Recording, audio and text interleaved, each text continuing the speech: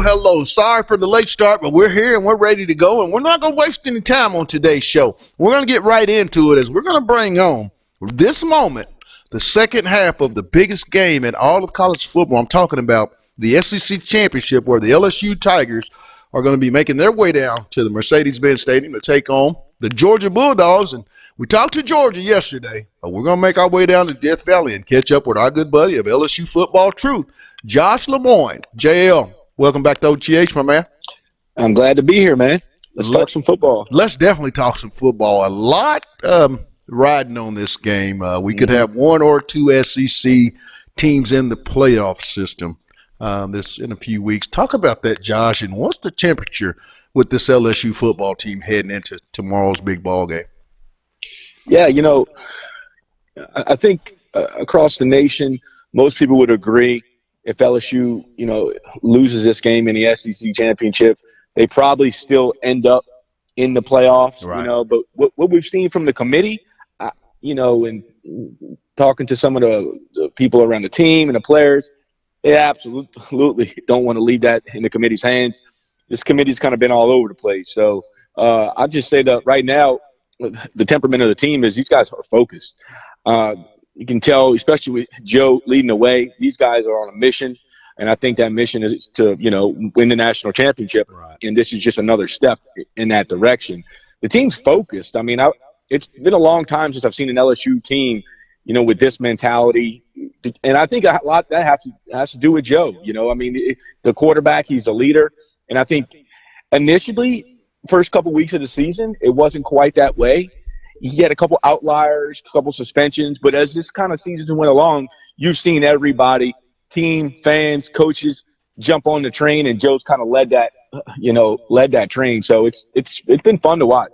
Josh, how much of last year's game, the big win down in Death Valley, that 26, I believe it was 26-10 victory over Georgia last year, how much of that film do you think Coach Joe and staff have shown this year's version of the LSU Tigers? And, do you think that they'll take any of the success that they had in that game and maybe use some of it in tomorrow night's ballgame?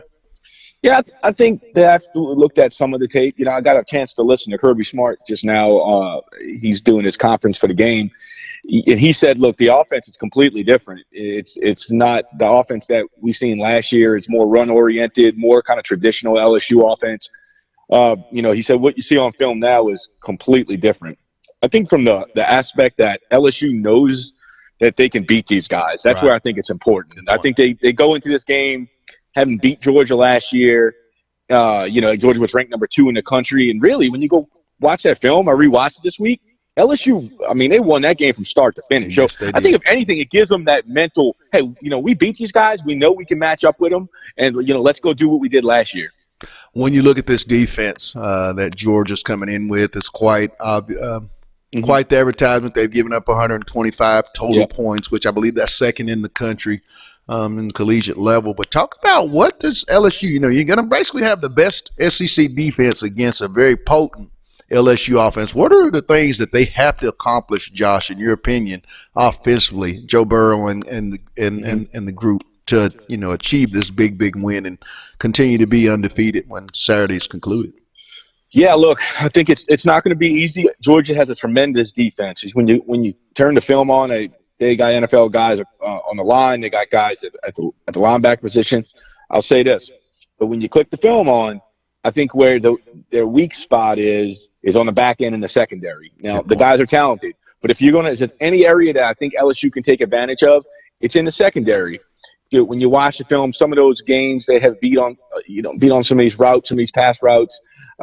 It's if I had to pick a spot, that's where I'm going to attack. And I think that's pretty much what LSU has seen, the same thing I've seen. I think that's what they're going to do is attack the secondary.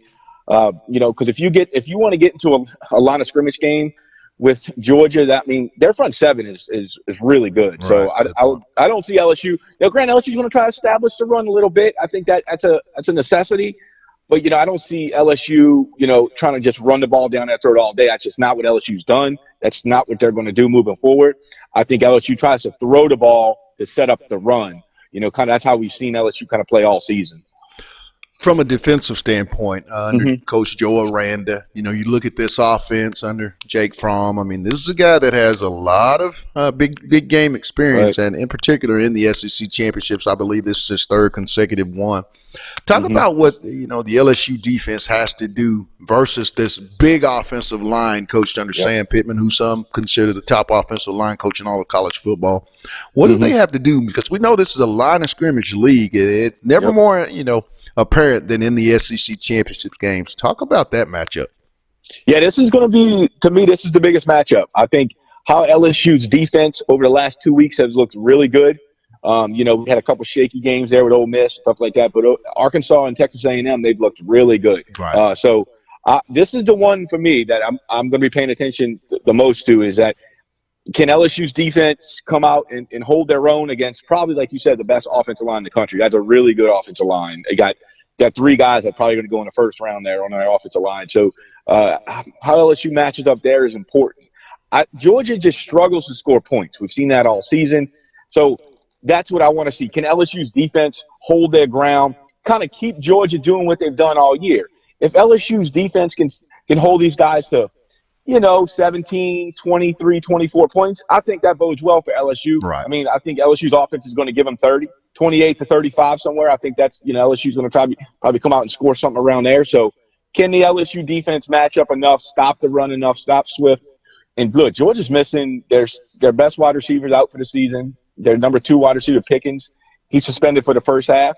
So a lot's going to be on Fromm. Can Fromm make those passes? And you've seen this year he's kind of struggled with that. But, yeah, LSU's defense is going to be key to LSU winning this game. Special teams. We always have an SEC championship game where special teams at some juncture in that game shows to be a really big part. When it comes down to the special teams, if that is the case, who would you give the advantage to in this ball game, Josh?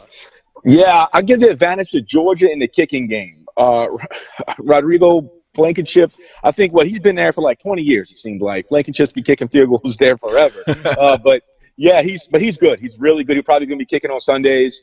But I give the advantage to Georgia in the kicking game just because of the experience, But in the return game, I think it matches up well for LSU. Derek Stingley hasn't really returned any big returns this season. But, I think this is the game where you got to watch out for him. A lot of energy inside on turf. I think this might be that game where you see Stingley take one, have a big return or maybe take one to the house. Josh, how are things on the health front heading into tomorrow's ball game, SEC championship for the LSU Tigers? Are all hands pretty much on deck as far as the health is concerned? Yeah.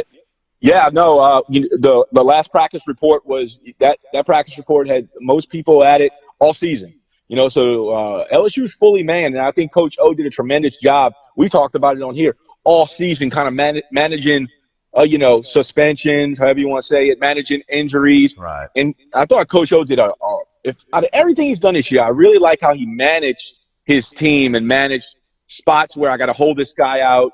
I'm not going to let him play this game, because he knew there was going to be some games in the future that he's going to have these guys 100% for.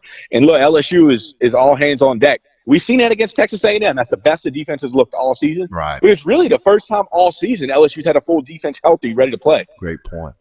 When you look at this team as far as the emotional side of things, I know you all week, and since the playoff system's top 25 came out, it's kind of been LSU 1 back to 2. I myself think that they should be the number 1 team based on their body of work. I mean, who's gone out and beat 4 or 5 top 10 teams at the time that they were scheduled to play? Right. I think that's LSU. But when you look at that, how much of a factor do you think the team's gonna do they listen to all that, or I mean, how's Coach Orgeron and that staff handled that part of it? Because I mean, there's a lot of pressure in this game when you're talking about either Ohio State or LSU being that 1 or 2. How has that gone? Yeah, Coach he really preaches, blocking out the noise. That's one of his main things that he's always out there saying we got to block out the noise. He follows that up all the time with, look, I know every one of these guys have a cell phone. I know every one of them can get on the Twitter machine, like he said. Those guys see it, but when they're in the building, they don't talk about it. He said, that's nobody brings it up, nobody talks about it. But I think Coach O is learning the social media. just the whole world that we're going to. He's an old school guy, but he's starting to learn it too. And he made a statement recently. He's just like, I kind of want them guys to read it. Some of it. I want them to hear that the defense can't stop the run. And you've seen how hungry they were coming out against Texas A&M. So, I think with the leadership on the team, he said this is the closest, a college program he's ever been on that felt like a professional team to him. I think that has a lot to do with the leadership. I think they're going to use it in a way that, on the field. Just my opinion, but I think LSU is just looking at this as another week, and their overall goal is, to get to the national championship. Now, I know this is we got a couple more minutes. I want to ask you a couple more questions, but I really want to get off into something I don't know. It happens every year with the coaching carousel. 3 big-time openings at Arkansas, Missouri letting go of Barry Odom following their win in Little Rock last weekend, and then this past Sunday, with Matt Luke being let go there at Ole Miss. You hear a lot of Lane Kiffin to Arkansas. What are you hearing as far as that? And then when another part of that question, when you rank those jobs from 1 to 3, who's the best, and who do you think would be the least attractive of those 3 jobs in the SEC? Yeah, I mean, that's tough. As far as the coaching carousel, that's hard, man. And I've heard Lane Kiffin to Arkansas, and I don't know if you caught last night. They asked Lane Kiffin on the live radio show would he be the coach at FAU, and they had to go to a break because he wouldn't comment. So I think that might be your answer right there. That coaching carousel can get weird because a lot of a lot of the agents kind of use their leverage. Right. Especially Jimmy Sexton.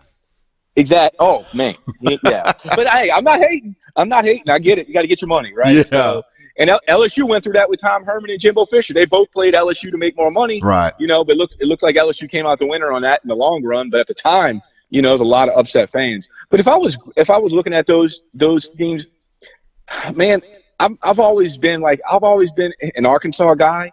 I just think Arkansas has the capability to get to the top. It's kind of tough to recruit in that area, especially since Texas A&M has kind of came around. Good point. But my eyes, I just feel like Arkansas, out of those 3 schools, Arkansas could have the best chance to, be a dominant program. I mean, that's my opinion. I just think it's tough at Ole Miss. And then when you start talking about Missouri, I really like their coach. I really thought that he wouldn't get fired. I thought he did a good job in that situation. So, yeah, I would probably pick Arkansas out of the 3. All right. Well, here's the big-time question. We got about a minute left. Give me your offensive player, defensive player, and the SEC champion when all is said and done on Saturday night. Yeah. I think you got to look on the offensive side. It's hard for me to go against a future Heisman Trophy winner, and Joe there. So I think Burrow ends up being the MVP on the offensive side of the ball. I think, his sights are set on, the national championship, getting to the playoffs. So I just can't see him having a bad game here, man. I just think he's ready to have another big one and move on. So Joe would be my offensive MVP. On the defensive side of the ball, I like, if you watch LSU Texas A&M, Clevion Chason really has started to pick his game up the last couple of weeks. He's really getting a lot of pressure on the quarterback. He's had a sack and a half last week. So, I'll go with Chason. I think he continues that to get pressure on Fromm. I think Georgia's going to end up having to do something that they're not comfortable doing, and that's going to have to be throwing the football more than they like. Right. And I think Chason might get the opportunity to get a few sacks in this game. I got it 38-17. I got LSU winning the game. All right. Well, man, we'll come back, and I'm sure we're going to talk about this. We'll wrap it up probably Monday or Tuesday of next week. Okay. But enjoy the game, Josh. Love having you on, and we're going to continue this because recruiting's the next step, and I know you know about that too. But as always, have a blessed weekend, and thanks for taking time out here on OTH. Yes, sir. Anytime. Thank you. That was Football Truths, Josh Lemoyne. We're going to be stepping away real quick. Next up, Otis Kirk of Hogville.net. Time to talk a little bit about this coaching search. What's he been hearing through the grapevine from his sources? But real quick, we're going to let you hear audio from head men's basketball coach, Eric Musselman, as they preview. Oh, no, I've got to, I'm messing up. I got to get on track. We're going to play audio of Hunter Yurachek Just let you go back in time when we met with Hunter the day after he had let go of Chad Morris and kind of get some of his tidbits on what he was looking for. And then we'll follow that back up with Otis Kirk of Hallville.net. Let's get it going. It's On the Hill with Pat Jenkins on KDSJ 479. Back in a minute. What was that thing? I looked over and didn't even. Everybody ready? Well, good afternoon, and I would be remiss if I didn't start today, Veterans Day, by taking this opportunity with the platform I have to thank the men and women who proudly serve our country and who have proudly served our country and provide us the freedom that we all enjoy to do, what we all enjoy doing. So to the men and women who have served our country and are currently serving our country, thank you. It's been a tough couple of days for myself and all associated with the Razorback football program. I made a decision that there needed to be a change in the leadership of our program, and I want to thank Chancellor Steinmetz, President Bobbitt, Chairman Goodson, and the System Board of Trustees for their support of that decision. I do firmly and confidently believe it was the best professional decision and the best decision for our Razorback football program at this time. What makes it really challenging for someone that sits in my chair is the personal impact that I know my decision has and will have on the men and women that work in our football program right now, their spouses and their children and their families, and the impact that I know this decision. Welcome back to our Friday edition of On the Hill with Pat Jenkins Sports Talk Radio. It's the A edition. But, you know, the one thing when you talk about the A, the most talked about thing in the state of Arkansas is this coaching search. And we thought we'd get in touch with our good buddy, Otis Kirk of Hallville.net. We bring him in and get his take. Otis, welcome back to OTH, my man. Oh, hey, Pat. I'm sorry, man. My phone is the charger's dropping off, and it's got it. I'm sorry, man. I'm sorry. Yeah, hey, it's good to be back. I'm sorry, man. My phone charger fell off, and I was trying to catch it. But yeah, it's good to be back on here. You put out some information from what you've heard on the latest of this Arkansas football coaching search, Otis. People are saying Ole Miss now. You know, I'm still of the belief that Lane Kiffin will be at Arkansas as the head football coach. Where are you at from what you've heard from your sources? Yeah, I don't think Ole Miss wasn't the issue that, I was talking about. I don't think Ole Miss is going to get him. I think he'll be at Arkansas now. There was another issue that I was talking about earlier that I wrote about that came up apparently last night, small snag that, there was a snag, I don't know. I should say small. There was a snag came up, and it wasn't Ole Miss. It was related to some stuff that a board trustee member supposedly felt like, and there was some, but I think that's either worked out or they're working on working that out. So I think it's been cleared up by now.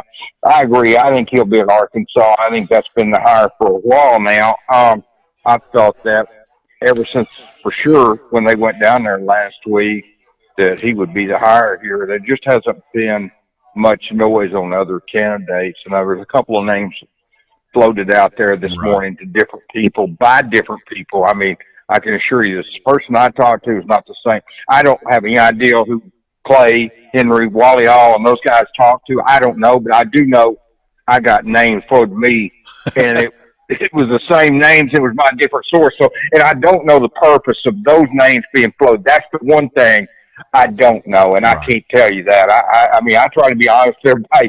I don't know why those names were being floated, but they were, and I'm sure there was a purpose. What purpose? I don't know. But anyway, I think that Arkansas is going to get this worked out with Lane, and he'll be the coach here.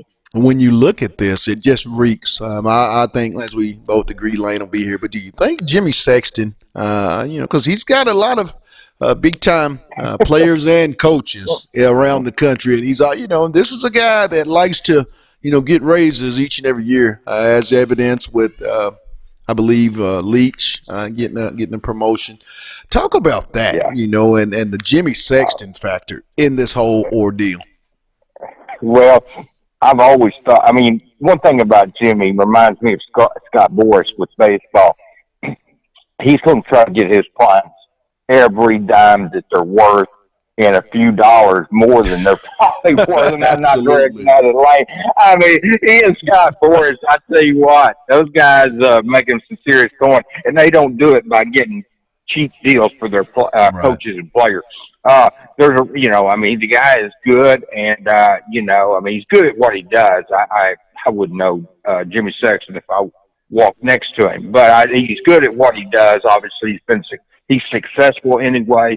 And yeah, he's not beyond playing one against another. And honestly, I thought maybe that was where some of the Ole Miss Clinton's stuff was coming from yesterday and maybe even Wednesday. But today, the deal this morning was a separate deal from that. But yeah, I think I've thought for a couple of days now that maybe all of a sudden this Ole Miss creation is getting planted by Jimmy or people close to him. It's just, I think there was a purpose there with Jimmy, and that's obviously to get Lane, make sure Lane gets the best deal possible. Which, if Lane gets the best deal possible, then Jimmy gets the best deal possible. So, but yeah, that was a different deal this morning. But yeah, I mean, he's good at doing that, and he's good at what he does. And I mean, and as I said, I don't even think I'm being critical of the guy because he's doing his job, and that's what he's hired to do.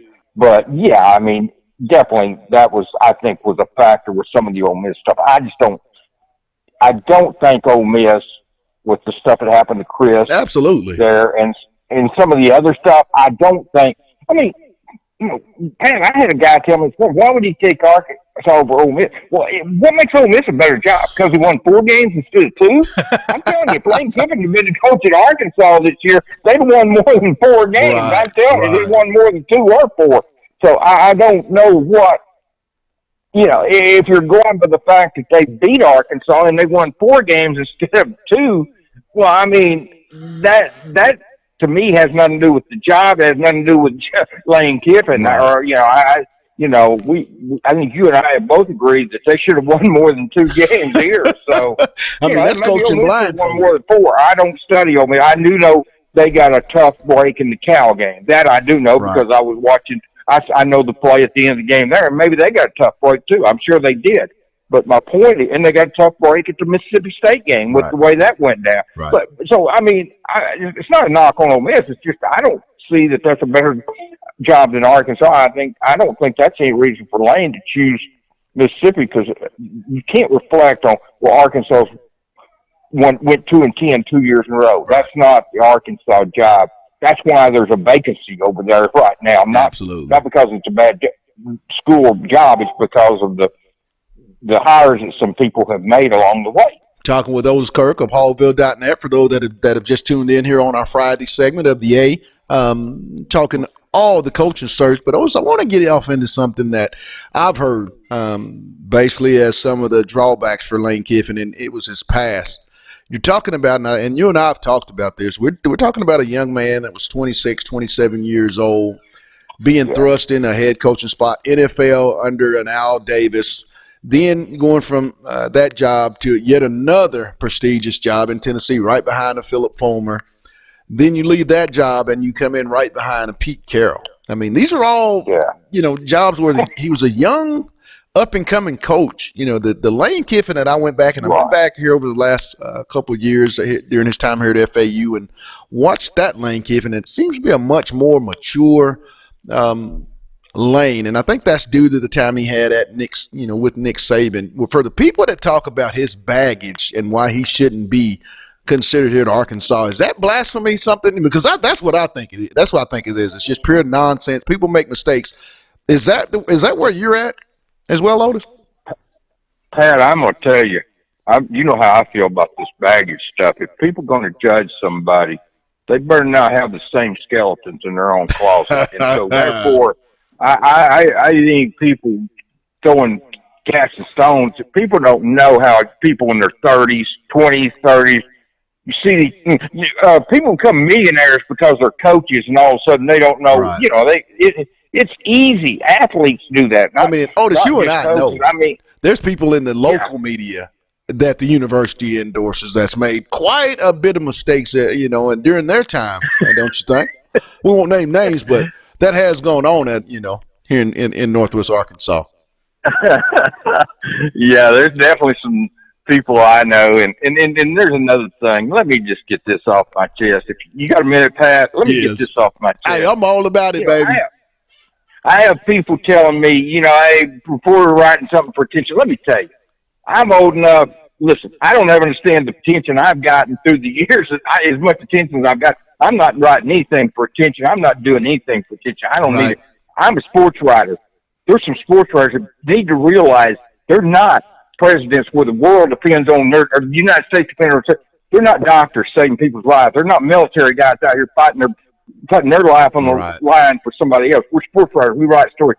I don't need the attention. I promise you, I'm not writing anything for attention. I don't have to sell subscriptions at Hogville. If I write something, then it's what I've heard, and I'm trying to share information. Absolutely. But believe me, I'm not writing anything for attention or doing anything. You do a damn good job at it, I might add, Otis. Yeah, I don't need that. I'm at the age where, hey, I've got, like I said, I've got more attention through the years than I ever felt like I deserved. Never understood that because, like I said, I'm a sports writer. I put that in proper perspective. You won't see pictures of me looking up at the sky and stuff because I'm not God. So I just wanted to get that out there.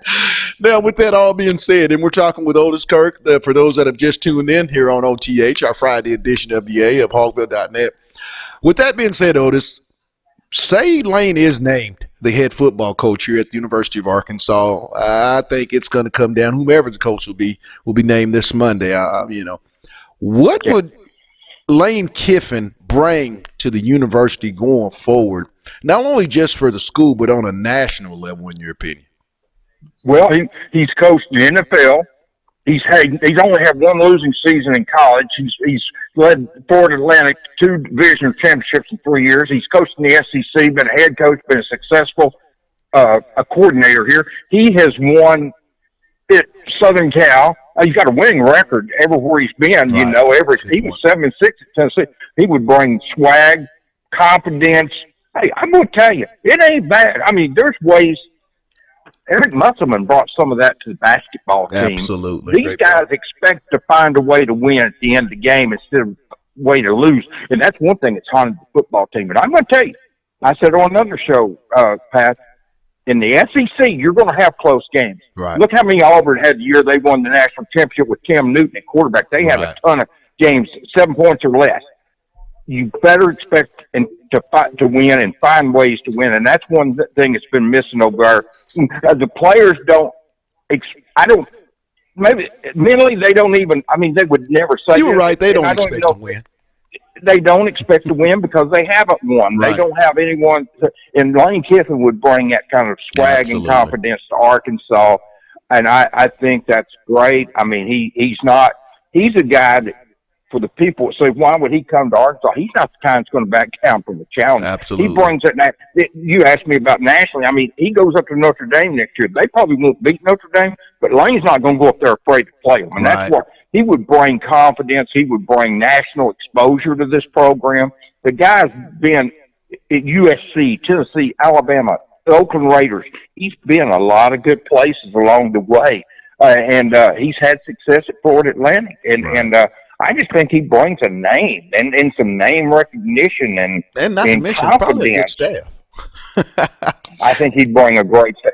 And look, that's one thing. People compare Mike Anderson to Eric Musselman. One thing that I think Mike and Eric are both good coaches. I think one of the differences in them, one of the things that I've looked at is, the staff that Eric put together here. I mean, he goes, and gets guys that have pro experience. I think that's one of the bigger differences. That's not putting down who Mike had. I'm just saying that I think one of the biggest things that's helped Eric is being able to hire great staff, and he's done it here. Absolutely. And that's what's a football coach. Believe me, they can hire the second coming of Vince Lombardi, and it won't matter if he doesn't have a good staff. It just won't. You got to have a great staff. One person can't do it. And Bill Belichick, and for the people that talk about what he lost in pros, hey, Bill Belichick, Nick Saban, Lou Holtz, a bunch of coaches, Bobby Petrino, a bunch of coaches had losing records in the NFL.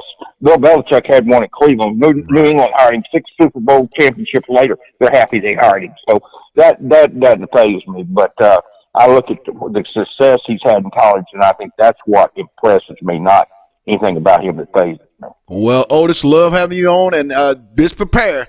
And I'm telling everybody, Otis will be on the show the day that the head football coaches are hired. We may have an extended 30-minute edition on top of our. Well, Demetrius and I still have to work out those details because we want to bring it to you like no other. But as always, Otis, have a great weekend, and thanks for taking time out here on the hill. I know you got some phones to catch up on, as you know, here in the media where it never stops. But as always, my man, thanks for your time.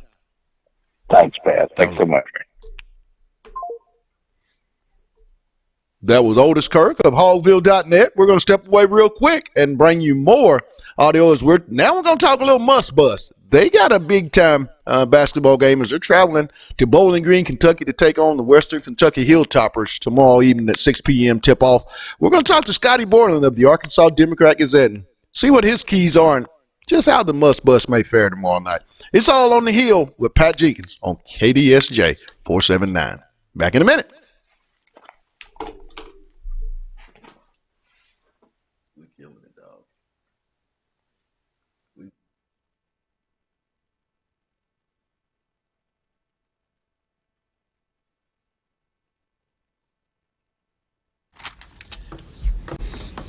I think if you had, you could probably handle this on your own, couldn't you? Yeah, How probably. many touchdowns have you done in your life? Like I could. 5,000? Yes. Got past the mic goes on. Oh, that's true. Take it from me more important. I'll get ready. Game Saturday, 6:30, CBS Sports Network. They are Central Time Zone, same as us, even though half of Kentucky's split, but they are Central Time Zone. So 6:30, so CBS Sports Net. So with that, Coach, you start off with brief statement. Yeah, just getting ready to for a big road test, and obviously they're a really talented team. You start off talking about their team, talking about the inside play of Bassey, number 23 at the 5 spot, and then their power forward 22 Williams, and obviously number 11 Hollingsworth at the points, a confident scoring guy, and number 5 at the off guards. Welcome back to On the Hill with Pat Jenkins Sports Talk Radio here on KDSJ 479. It's our A edition, and real quick before we get on to our next segment with Scotty Borland of the Arkansas Democrat Gazette, I want to give a shout out to our sponsors, with that being Lindsay and Associates, with an office location in Fayetteville, an office location also too in Rogers, Locomotion, located just below the Northwest Arkansas Mall, Corey Beck's Custom Painting, and lastly, KDK's Chicken at 989 Razorback Road. Go see Keith and Kathy, get you a plate of that love. And like they say, it's not your mama's. The best chicken and waffles in the South. And now we're going to continue on with the A, and Arkansas's got a big ball game that they'll be taking place in up in Bowling Green, Kentucky versus the Western Kentucky Hilltoppers. So we thought we'd be joined to talk a little must bust with our good buddy of the Arkansas Dem Gas, Scotty Borland. Scotty B, welcome back to OTH, my man. Thanks for having me. How are you guys doing today? Doing real good, man. We can get a little away from this coaching search. That's why we're going to flip gears and talk basketball with our man Scotty B.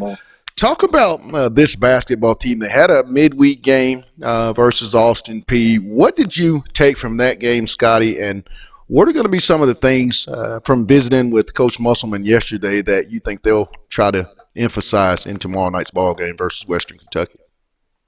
Yeah, I think the thing that stood out to me about the game against Austin Peay was just Arkansas was a little bit sloppy with the basketball. Some really self-inflicted errors and turnovers, and Musselman kind of said that on Thursday when we talked to him. He said the bulk of our turnovers are self-inflicted, whether it's Mason Jones and Jimmy Witt being called for carrying violations, that was the first time. Tuesday was the first time that I've seen that called in basketball all season, and so that was a little bit odd. Right. But Isaiah Joe had a couple of turnovers early in the game where he was whistled for traveling, and that's a little bit uncharacteristic for him. Mason Jones and Jalen Harris both had 6 turnovers, which is a career high. And those guys, when they're in, the ball tends to find their hands quite a bit. So those guys have to be a little bit cleaner to handle and just not force things, kind of let the game come to them. I think Musselman's also searching for some consistency on the defensive end. We kind of thought over the last 2 games that Arkansas has kind of slipped a little bit defensively, but they're still posting really good defensive efficiency numbers. opponents haven't scored, at a clip above 90 points per 100 possessions in any game this season. So that's fantastic. It's just not as good, as it was the first 4 or 5 games. So we'll see. They've got a big test on Saturday, so we'll see if their defense can travel. A guy that I'm really impressed with had a stint here his freshman year, left, made his way to SMU, and then made his way back. I'm talking about Jimmy Witt Jr., the fifth-year grad transfer. When you look at this team, a lot of youth was coming back, Scotty. It's quite obvious that this was going to be a really, really young team. Talk about, the importance and how big it has been to have a guy that's so seasoned, like a Jimmy Witt, at your point guard to be able to, run this ball club from us. How big is that? Oh, it's huge. And Musselman was talking about it yesterday. He said it's good to have a guy that never gets too high and too low, because Muss sometimes is a little susceptible to that. He's admitted to that. He gets a little bit fired up when things are going good, and he gets frustrated when things aren't going well. But Jimmy Witt always just seems to be kind of in that middle ground, and that's great to have. He's shown great maturity in his game, and he's improved so much since he was here the first time around. I've been really impressed with just the way that Arkansas, he can score, and Arkansas never runs plays for him. Right. He can just kind of assess he can just kind of read and assess things, and if a set that Muss is called for, they don't get the look that they want, he can kind of freelance and either get to the rim, work himself into that mid-range jump shot, which has worked out really, really well for him this year, or get to the rim. He's also done that really well. He scored 16 times at the rim and 26 times in the paint in November. So those are pretty good numbers. It shows he's breaking the defense down pretty well. And Muss talked about it earlier in the year. He's one of the best. They think he's one of the best rebounding guards, in the country. And he's got a defensive rebounding rate that's, I think he's second or third on the team in defensive rebounding rate. So he's been a huge plus there too. The thing that sticks out to me is, the lack of time or the unwillingness to call timeouts. I think that's really good because, I'm a summer ball coach myself and don't believe in a lot of timeouts. Talk about that. Muss is not a guy that's going to call timeouts, we've some in the media have mentioned those questions to Musselman. Is that something? Is that a good thing, bad thing, or it's just every coach has a different way of going about it? Where are you at with that, Scotty? No, I think in Bob Holt's case, he's on deadline a lot, so I figure Bob likes it. He kind of keeps the game moving. But, I think that's just kind of his philosophy. I think he wants guys to kind of grow on the run and kind of figure things out for themselves. He's always going to be directing those guys one way or another. So whether, I think Austin Peay went on a 6 or 8-0 run on Tuesday, there wasn't really a panic. Obviously, the guys bring the ball up the floor, and the guys surrounding the ball handler are going to be looking to him for direction, and he's going to give them direction. He did call a timeout, at the beginning of the game after Austin Peay hit 2 threes. You don't want to get off to a bad start like that, especially against a team that you feel like you should beat pretty handily. Just regrouped, and I figure if things get a little bit carried away at Western Kentucky, he's not going to shy away from calling a timeout. That's just something he talked about it at length maybe a couple weeks ago. No, that's something he's carried from his NBA days, and even after he got let go with the Kings when he was coaching AAU ball with his son. He doesn't like timeouts because that cuts out time to go get something to eat between games. So it's an interesting case. I figure we'll see him call some timeouts. It's just kind of how he rolls. Right. And when you look at this team, quite obvious struggling from the outside. Isaiah Joe not shooting the 3 ball to the clip that most expected, or as he was able to do last year. To this point, I know we're 8 games in. Desi Seals, same way, and then Gentile Silla are all 3 guys that are known shooters. The question has been posed to Coach Musselman by us here in the media about that. He doesn't seem really concerned. Is that concerning for you, or is it one of those things? Because we watched this kind of similar thing happen last year. As the season progressed, they got better and better. In particular, Desi Seals from the outside. Is it concerning to you, or is it just just let it play out, and the shots will start falling, Scotty. Yeah, I'm going to take the kind of wait and see. I suspect that they'll start falling. We know Desi's better than 11% three-point shooter. Right. Like we saw toward the tail end of his freshman year, he shot the ball really well. Like he was shooting something crazy, like almost 70% from three over the last month and a half of the year. So I don't really know what it is that's got him off to such a slow start, but maybe he goes 2 for 4, 2 for 5 against Austin P. Yeah, he went 2 for 5, and right. That's a good start to your month. Like you just got kind of have to flush November and just get ready to gear up for December. And Agreed. Desi got off to a good start the other night, knocked down a couple of really big threes that kind of the Musselman called separators in that game, and maybe that gives Desi a lift. I'm not sure exactly what's going on with Utah Silla. He's struggling mightily. I think he scored outside the lane just once this year. Kind of reminds me of Adriel from last year, his junior year, the way he struggled. Yeah, a little bit. Adriel had a really good November last year, if I remember right. Right.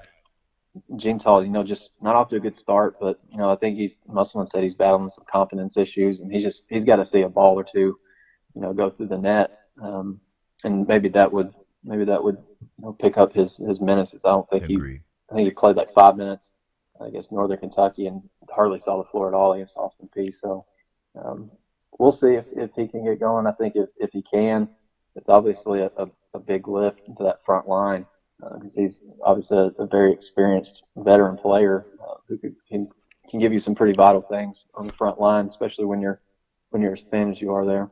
Got a couple minutes. I want you to give me your offensive player of the game and your matchup of tomorrow night's Western Kentucky ball game. In your honest opinion, that Arkansas has to win to give themselves their best chance to get that second road win of 2019. Yeah, offensive player of the game. I'll probably go with Mason. I think he's growing slowly but surely. The thing I'm worried about with him is the turnovers. He had 5 at Georgia Tech and 6 against Austin P. You got to cut those down. Musselman only wants 9 for the Arkansas to have 9 for the entire game. Right. So that's a little bit of a concern. I figure Arkansas has done what it can to, prepare his shoulder to get ready to go. He said he was 70% after the game the other night. I figure it would be closer to 100 unless he's had a setback in practice this week, which I don't believe he has. So we'll see. I think he gets going. I think he likes playing in road environments where he maybe kind of feels like it's him against everybody. I think that kind of fuels him a little bit. Good point. And then in a matchup, I'm looking at, can Reggie Chaney be a plus off the bench, against Charles Bassey? He's going to be the best player, bar none, that Arkansas has played this year, especially on the interior. So big matchup there. Adriel Bailey's got to, continue to use his quickness to an advantage and slip around those post-ups and knock balls away and come up with steals, kind of initiate transition. So those would be a couple of things I'm looking for, and just see if a couple of guys can knock down some timely shots from the perimeter. Well, my man, I always love having you on. I'm pretty sure, you're probably going through the same thing, covering basketball and dealing with this coaching search. I mean, it's a full-time plate, but I really thank you for taking time out today, Scotty, to be here on OTH. Yeah, absolutely. Appreciate you having me. All right, bud.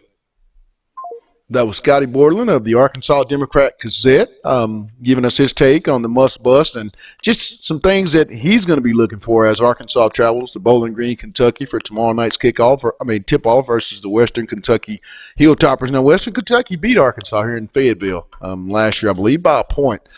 So I know Coach Musselman and that staff is looking to go out to Bowling Green and return the favor. But that's going to wrap up today's show. Here are of On the Hill with Pat Jenkins Sports Talk Radio. I want to give a thank you to all of our guests, Josh Lemoyne for coming on and giving us the LSU side of this big SEC championship game that'll be taking place. A lot rides on this ball game. I'm talking about not just SEC, but on the national stage. I want to give a shout out to Josh Lemoyne of LSU Football Truth. Also to Otis Kirk of Hogville.net for giving us his take and the latest on the coaching search, what he's hearing, who he's hearing about, things on the Lane Kiffin train. I think the Lane train will be in on Monday. My humble opinion, I think Lane Kiffin will be named Arkansas's next head football coach this coming Monday. Don't hold me to it, but that's just my honest opinion. Also, too, want to give a shout out to our last guest that we just got off the phone with, Scotty Borland of the Arkansas Dim Gas, for talking a little muss bus and giving us his keys to tomorrow night's Western Kentucky battle.